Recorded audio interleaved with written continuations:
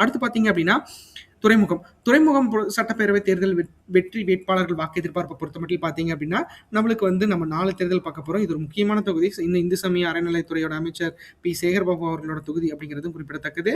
அதுக்கு முன்னாடி இந்த தொகுதி தேவைகள் பார்த்துடலாம். இந்த தொகுதியை பொறுத்தளவுக்கு சேகர்பாபு அவர்கள் மிகப்பெரிய அளவுல ஒரு நல்லது செஞ்சிருக்கிற மாரி தெரியுது.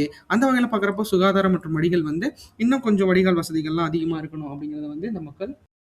அடுத்து உள்கட்டமைப்பு பார்த்தீங்க அப்படின்னா, இந்த தொகுதியில மிகப்பெரிய அளவுல வந்து இந்த இடத்துல குடிசை மாற்று வாரியங்கள்ல நிறைய இடத்துல ஸ்கீம் கிளியரன்ஸ்லாம் இருக்க காரணத்தினால, அது வந்து கொஞ்சம் பழுது பார்த்து தரணும் அப்படிங்கிறத இந்த மக்கள் விரும்புறாங்க.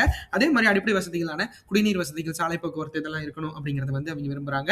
அதே மாரி இந்த துறைமுகம் பொறுத்தளவுக்கு பார்த்தீங்க அப்படின்னா, நம்மளுக்கு வந்து வண்டி போக்குவரத்துகள் அதிகமா இருக்க காரணத்தினால, வட்டார வளர்ச்சி மிகப்பெரிய அளவுல இருக்கு. ஸோ அத வந்து யூட்டிலைஸ் பண்ணிக்கணும். அடுத்த இந்த தடவ வரப்போற கேண்டிடேட் அப்படிங்கிறத வந்து இந்த மக்கள் விரும்புறாங்க.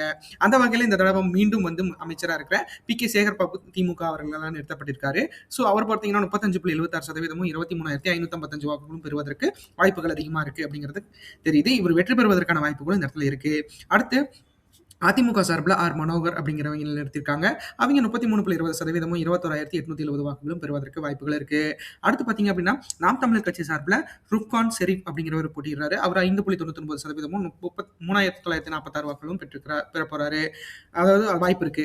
அடுத்து பார்த்தீங்க அப்படின்னா, நாம் தமிழர் கட்சி சார்பில் பார்த்தீங்க அப்படின்னா, செனோரோ பி.எஸ். அசோக் அப்படிங்கிறவர் போட்டியிடுறாரு. அவர் 23.40% 15,410 வாக்குகளும் பெறுவதற்கு வாய்ப்புகள் அதிகமா இருக்கு அப்படிங்கிறது குறிப்பிடத்தக்கது. இந்த வாக்குகள் பார்த்தீங்க அப்படின்னா, ஒரு யூக அடிப்படையிலங்கிறத விட நம்மளோட கருத்து கணிப்பு படி எடுத்தது தான். ஏன்னா இதுல வந்து குற்றம் ஒரு 50% மாறதுக்கு வாய்ப்புகள் அதிகமா இருக்கு. ஆனா நம்மளுக்கு ஒரு ப்ரொஜெக்ஷன் வந்து கிடைச்சிருக்கு. ஸோ அதனால பார்த்தீங்க அப்படின்னா கேண்டிடேட்ஸ் பொறுத்து மிகப்பெரிய அளவில்